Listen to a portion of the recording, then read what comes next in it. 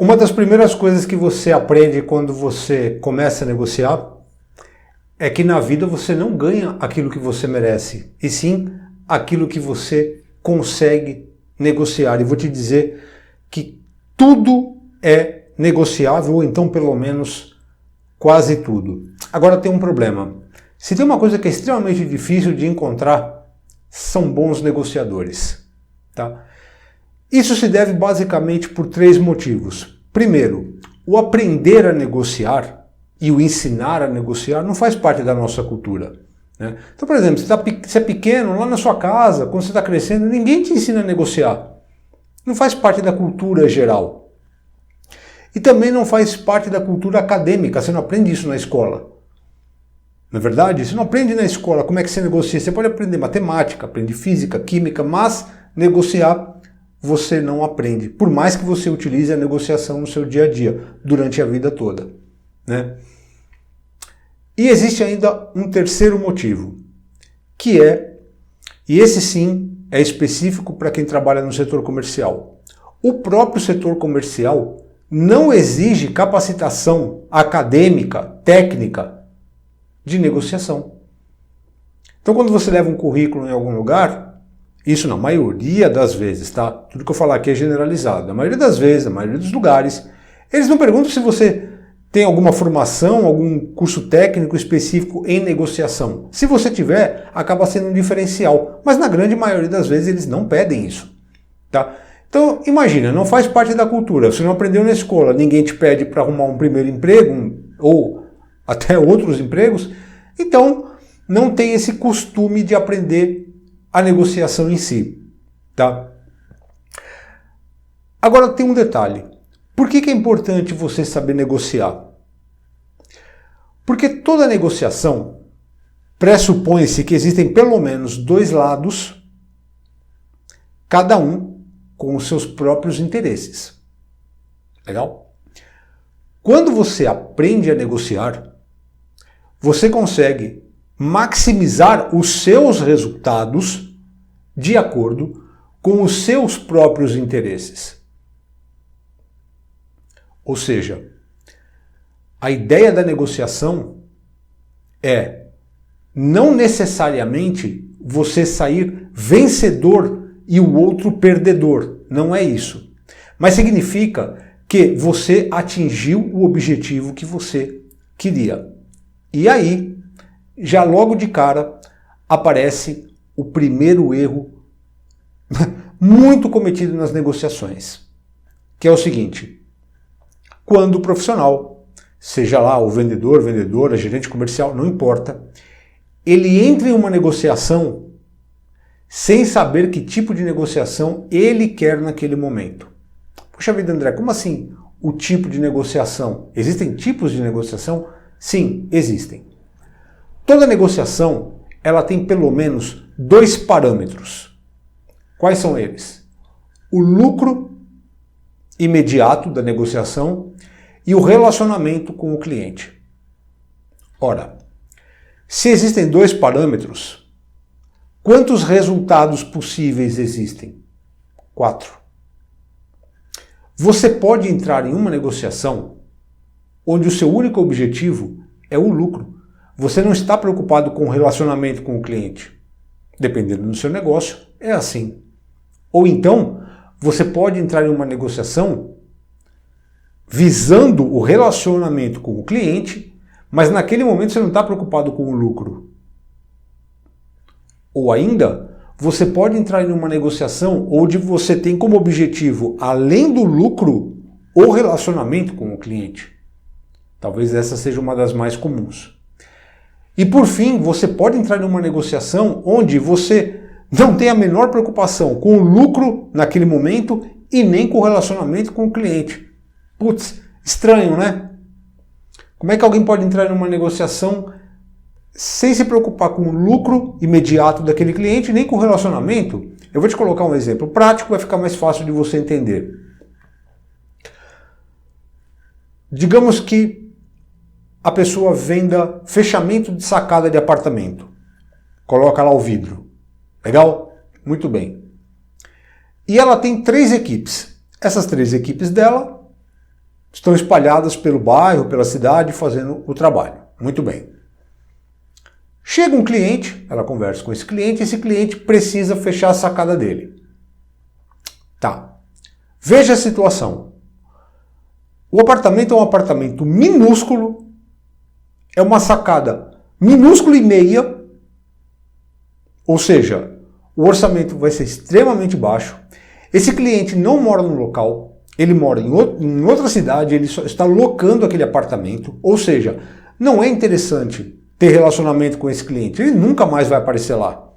Provavelmente, dificilmente aparece para fechar a sacada novamente, né? E esse lucro dessa venda, não é interessante você pegar uma equipe e deslocar para fazer esse serviço, sendo que as únicas equipes que você tem já estão locadas, com projetos muito maiores. Você fala, não tem interesse nesse cliente. Percebe? Então, esse é um tipo de negociação onde você não tem interesse nem no cliente, no relacionamento, e nem no lucro que ele vai te dar naquele momento. Então, muitas vezes, você até coloca condições para o cliente não fechar. Tá? Agora, o que é interessante é que na mesma negociação você percebeu que o lucro não é interessante e o relacionamento não é interessante, você pode caminhar no tipo de negociação que você está fazendo no mesmo momento e com o mesmo cliente. Exemplo, esse cliente está com pressa, ele precisa fechar e você já viu que você não tem interesse nenhum. Só que todo mundo que ele foi lá conversar, seus concorrentes e tal, ninguém consegue atender ele tão rápido. Vai demorar 3 semanas, 1 mês e tal. Você tem uma equipe que poderia fazer um serviço rápido na casa dele. Legal? Só que o lucro não é curto, não é pequeno. O que você faz? Bom, eu vou, como esse cliente está com pressa, eu vou cobrar uma taxa da pressa. E eu coloco 50% no meu orçamento. Então, todo mundo pediu lá, sei lá, 5 mil reais, eu não entendo nada de fechamento de sacada, pediu 5 mil reais, você pediu 7,5. Aí o cliente disse para você assim, pô, mas 7,5? Todo mundo pediu 5? Fala assim, todo mundo pediu 5, mas ninguém vai fazer dentro do prazo que o senhor precisa, né? E eu vou, amanhã eu tô lá de manhã. Você percebe? Você mudou o tipo de negociação, porque agora você tem interesse no alto lucro e não no relacionamento com o cliente. Se ele vai achar caro ou não, é problema dele. Ele está com pressa. Por que eu estou te colocando a coisa na prática dessa forma? Porque você também negocia como cliente e você passa por isso, mesmo que você não saiba. Então, às vezes, o lugar onde você está fazendo, de repente, uma cotação para sei lá o quê, a pessoa que está negociando com você não tem interesse em fazer negócio com você naquele momento. E nem ter relacionamento. O lucro não interessa. Então, o que ele faz? Ele coloca uma margem exorbitante para que você fale, não, então eu não quero, obrigado. Ou então, se você falar, sim, eu quero, obrigado, pelo menos o lucro vale a pena. Tudo isso para te dizer o seguinte, se você não sabe exatamente de que tipo de negociação você vai fazer com aquele seu cliente naquele momento, você está cometendo um erro terrível. Terrível. Imagina se você está preocupado em manter um relacionamento com esse cliente, esquece o lucro, pega uma equipe, manda para o apartamento desse cliente, minúsculo, com um lucro minúsculo, sendo que existia um apartamento gigante que ia dar um lucro fantástico com um cliente que você já tinha um relacionamento. Percebe? É assim que funciona a negociação. Você tem que saber que tipo de negociação você vai fazer naquele momento com aquele cliente. E, se necessário for, trocar o tipo de negociação durante o processo. Legal? Então, esse é o primeiro erro. Vamos para o segundo? Da mesma maneira que existem os tipos de negociação, existem também os tipos de negociadores. Isso tem muito a ver com a estrutura de pensamento do cliente. Não só do cliente, de uma maneira geral, mas no que eu estou dizendo aqui do seu cliente. Cada cliente negocia de uma maneira diferente. Tá?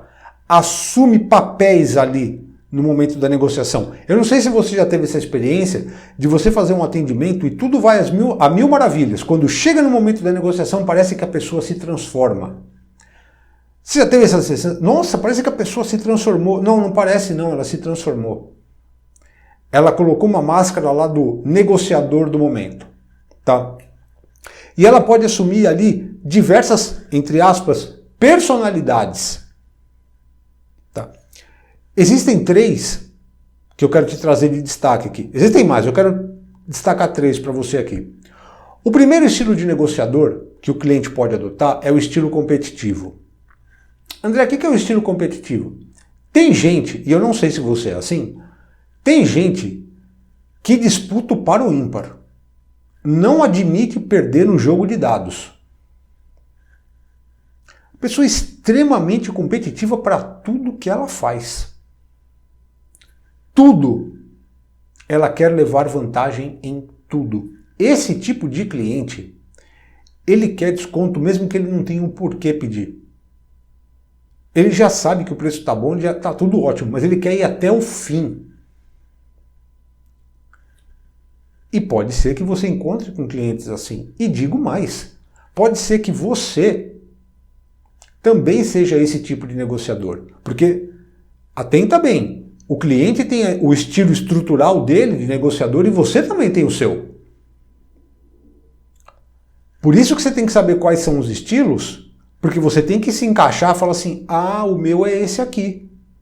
Por quê? Porque todo estilo ele tem os seus pontos positivos e tem os seus pontos negativos. Você pega, por exemplo, um estilo de competidor, qual que é o ponto positivo? Ele vai atrás dos objetivos dele, ele vai atrás dos resultados, ele traz o resultado. E qual que é o ponto negativo? O competidor, ele passa por cima do outro, ele não está preocupado com o outro.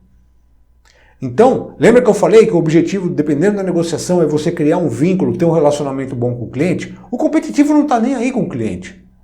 Mas se você sabe que você tem um estilo competitivo, você fala, opa, peraí, eu sabendo desse meu estilo, eu preciso ir com calma, manter o relacionamento com esse cliente e não pensar somente no resultado, lucro, quando não for interessante isso.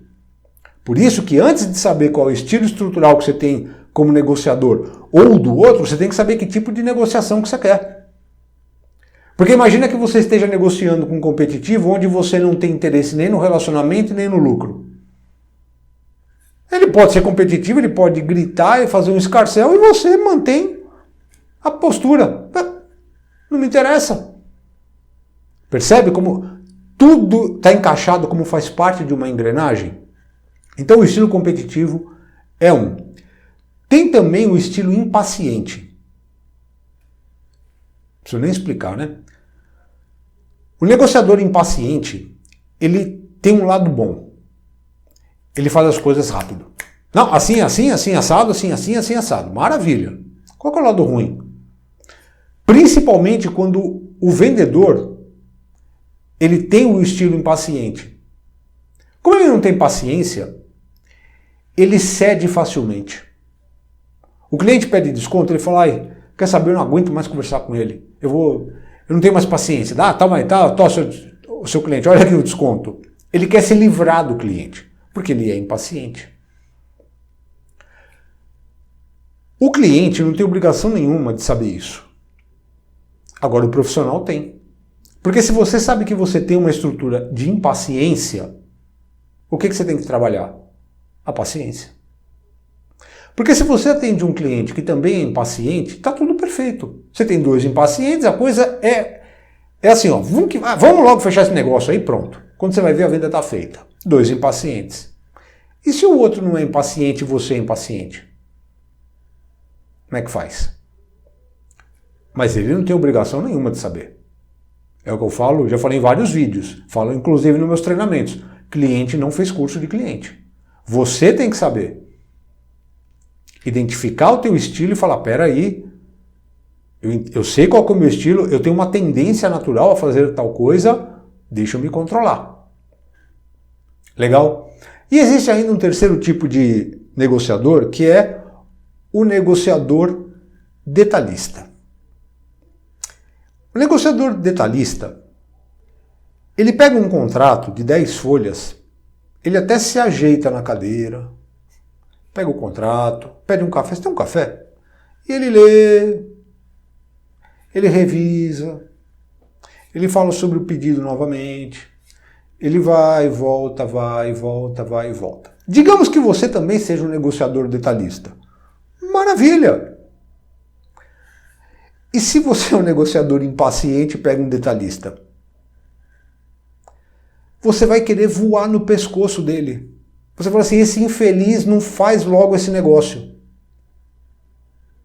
Só que se você sabe que você tem um comportamento impaciente numa negociação e sabe que se o outro está agindo dessa forma é porque ele é detalhista, tá mais fácil de controlar, tá tudo certo. Você fala, não, tudo bem, eu sei que é assim. Quando você não conhece os estilos, nem os pontos positivos e nem os pontos negativos, você não consegue identificar quem está na tua frente naquele momento, não consegue identificar quem você é estruturalmente, sabe o que acontece? Choque. A negociação, ela sai do profissional e ela vai para o pessoal.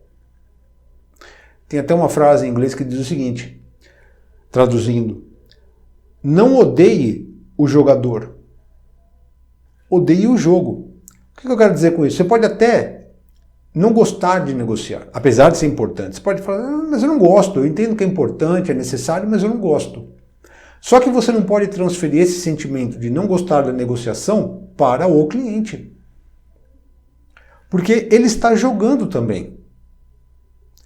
Diga-se de passagem, ele está jogando em um jogo que você aceitou participar. Então não adianta ficar com raiva do cliente na negociação. Eu digo isso porque é comum ficar com raiva do cliente. Principalmente quando os estilos de negociação são diferentes. Os estilos de negociadores são diferentes. Tá? Então, é importante você saber o seu estilo, identificar o do outro e poder equalizar isso. Você se adapta ao outro e não o outro a você. Você se adapta e a negociação tende a fluir muito melhor. Tá bom? Vamos para o próximo erro. O próximo, esse então, é um dos mais comuns. É quando você entra em uma negociação sem saber quais são os seus limites.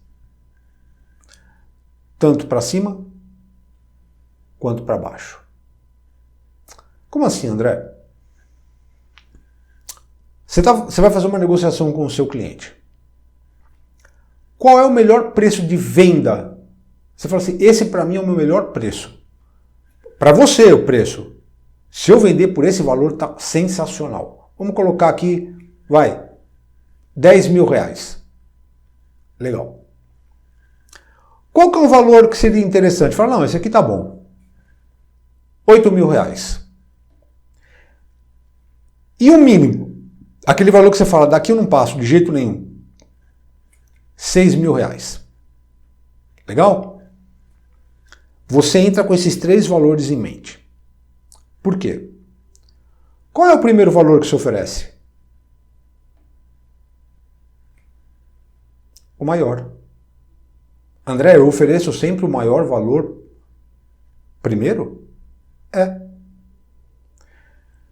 Primeiro que você vai trabalhar ancoragem de preço. O que é ancoragem de preço? Quando você coloca o valor maior, logo de cara, te sobra uma margem gigante para você trabalhar. Teu preço mínimo é 6. Você coloca 10, olha o tamanho da margem que você tem para negociar. Se você coloca logo de cara 7, sobrou muito pouco para negociar. E o cliente vai querer negociar. E se ele for um competitivo, então, você imagina, tá? Agora, por que é importante você saber não só o mínimo, também o máximo? Porque esse máximo tem muito a ver com o mercado. Todo o mercado pede 10, 9, 11 no máximo. E você não estabeleceu isso. Aí você chega e fala, bom, vou pedir o máximo possível, e pede 15. Você mata a negociação. Porque você fugiu do mercado. Uma coisa é você conseguir explicar o porquê você está pedindo 15. Mas se visivelmente o cliente não conseguiu entender as diferenças, você explicou e mesmo assim não tem tanta diferença assim, ele fala, bom, eu até entendi que é um pouco melhor alguma coisa, mas pô, o outro está me pedindo 10, está me pedindo 15. Aí você fala, pô, eu deveria ter estipulado o meu limite máximo antes. Então, por isso que é importante estipular o limite máximo para você não sair do mercado, ficar fora do mercado. E tem também o ponto da ancoragem. O que é ancoragem? Quando você ancora esse preço maior na mente do cliente, isso aqui é pura persuasão, na mente do cliente, tudo que você oferecer para ele depois tem um aspecto de ficar sempre mais barato. Porque o que ficou ancorado na mente dele foi o primeiro preço mais alto num primeiro momento. Começou a negociar, baixou um pouquinho, baixou um pouquinho, baixou um pouquinho. Por mais que você baixa pouquinho, mas se você baixa 1, 2, 3 vezes, o cliente já pensa assim, ah, já consegui bastante coisa. Estava em 10, baixou, baixou, baixou, baixou. Chegou no 8, o cliente fala, ótimo, consegui, nossa, estou super feliz. E você chegou no preço que você já achava um preço bom. Não é o melhor que você queria, mas é um preço bom. Está longe do mínimo ainda. Tá? E tem mais um detalhe ainda. Tudo que é mais caro, tudo que tem o preço mais alto, tem uma aparência de ser melhor. Nós julgamos as coisas assim. Eu tenho um carro para te oferecer. Um custa 100 mil reais, o outro custa 50. Qual que você acha que é melhor? Você tem uma tendência de falar, ah, o de 100. Você nem viu o carro. Mas as pessoas julgam pelo preço. Se é mais caro, é melhor. Por quê? Porque na maioria das vezes é verdade. Não necessariamente, mas na maioria das vezes é. Então, por isso que você tem que ter tanto o teu limite máximo quanto o teu limite mínimo. E isso independe do tipo de negociador, independe do tipo de negociação. Você tem que ter sempre isso em mente. Tá? E esse é um erro grave. Você entrar numa negociação sem saber quais são os seus limites. Máximo e mínimo. Legal? Vamos para o próximo erro. Da mesma maneira que você tem que ter os limites máximo e mínimo, você tem que também ter alternativas. Apresentou a proposta. Começou no máximo, desceu, foi para o meio, foi para o mínimo, não deu certo. E aí, perdeu a negociação? Não, você tem que ter alternativas. Tá, para onde eu corro? Se essa primeira proposta não der certo, seja lá por qual motivo. Porque imprevistos acontecem. Às vezes a negociação já está andando com uma maravilha, o cliente só voltou no outro dia para fechar, ele te apresenta uma nova situação. Ah, acabei de bater meu carro, fiquei sem dinheiro. O que você pode fazer por mim? E você já estava no limite da negociação. Então você tem que ter alternativas. Quando se fala em alternativas, pode ser a alternativa para o próprio cliente ou alternativas em outros clientes de negociação que vão tapar aquele buraco do mês. Putz, como assim, André? Te dou um exemplo prático. Você está negociando um carro com o teu cliente. Carro no valor de 100 mil reais. Já chegou no limite. Mínimo. E o que chamou muito a atenção desse carro, do cliente para esse carro, foi o tamanho do porta-malas. Ele te disse isso. Falou, olha, o porta-malas é muito importante para mim, porque eu tenho uma família grande, viajo bastante e tal.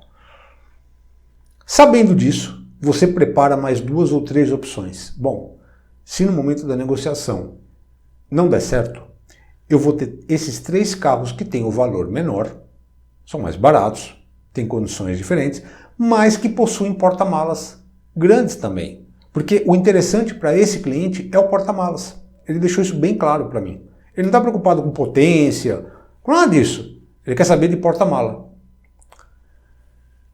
Não deu certo aquela negociação, falou seu cliente, olha, eu tenho algumas alternativas aqui que eu acredito que vão atendê-lo muito bem também. Vamos dar uma olhadinha? Pronto. Você está apresentando 3, 4, 5, 10. Quanto mais alternativas você tiver, melhor. Esse é um ponto. Agora acontece que às vezes você não tem alternativas. Vamos supor que você esteja trabalhando com, sei lá, um apartamento. E o cliente quer aquele apartamento. E você não tem outro apartamento. Tá? Fala, não, só sobrou esse. Não tem alternativa nenhuma.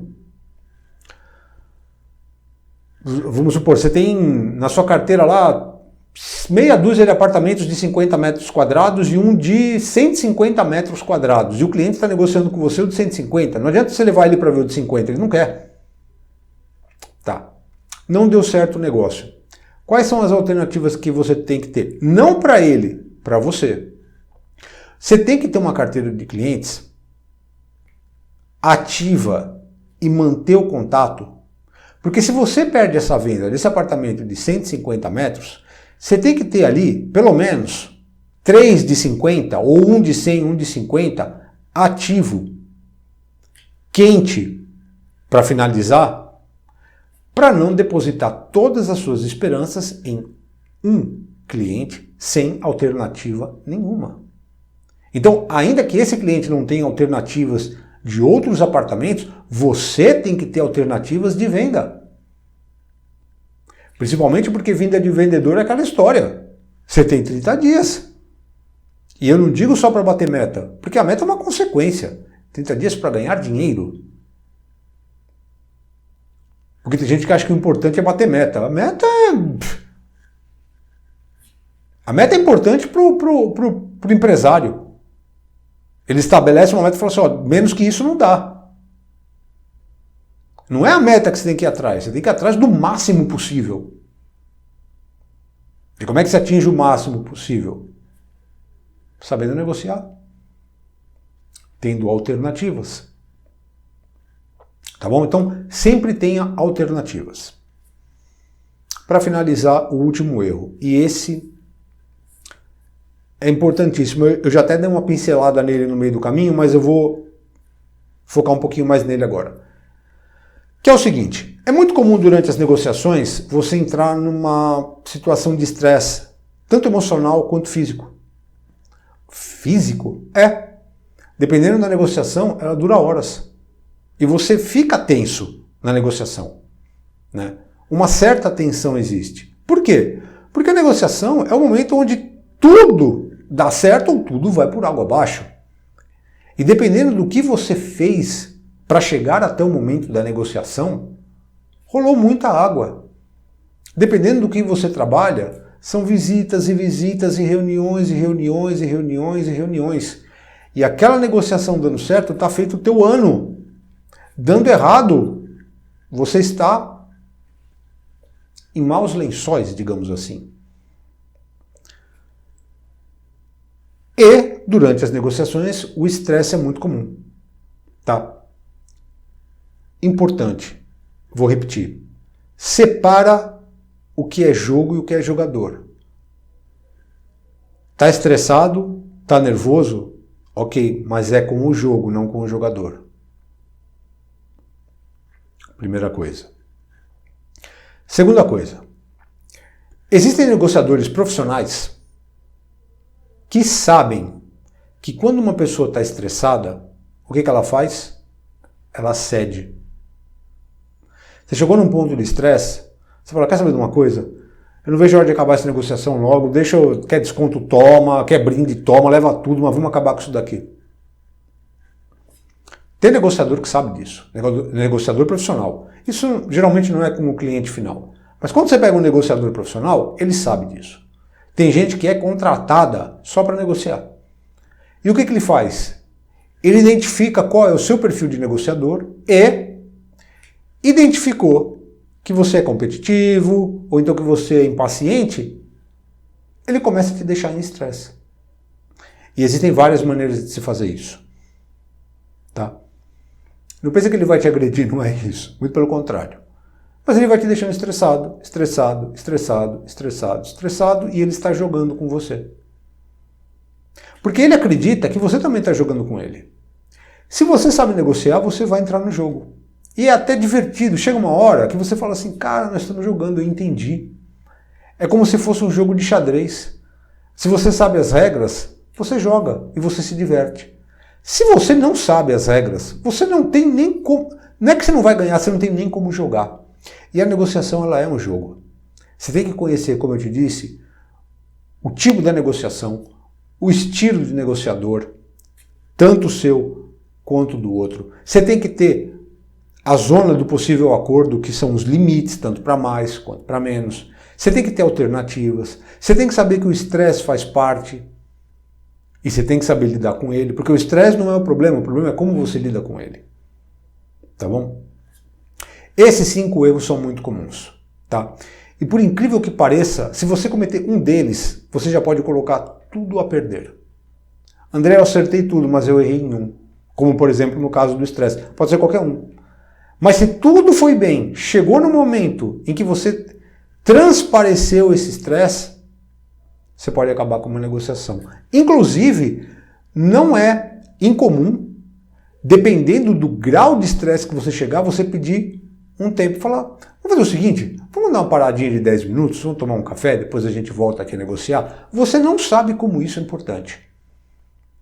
Porque quando você faz isso, você está aqui, aí você para tomar o café, aí você vai ali tomar café. Quando você chega lá com um outro, são 2 pessoas diferentes. Você esqueceu a negociação, aí você vai falar de trivialidades. Toma um cafezinho, aproveita para criar mais vínculo e volta para a mesa. E retoma a negociação já com um pouco mais de alívio no estresse. E também não é incomum você deixar a negociação para o outro dia. Porque uma coisa é você estar negociando com uma pessoa na sua frente. A outra é você estar numa mesa de negociação com 10 pessoas. 10 competitivos te bombardeando. Querendo deixar você estressado. Se você conhece o jogo, você vai até o limite e fala, gente, vamos continuar essa negociação amanhã? Acho que por hoje está bom.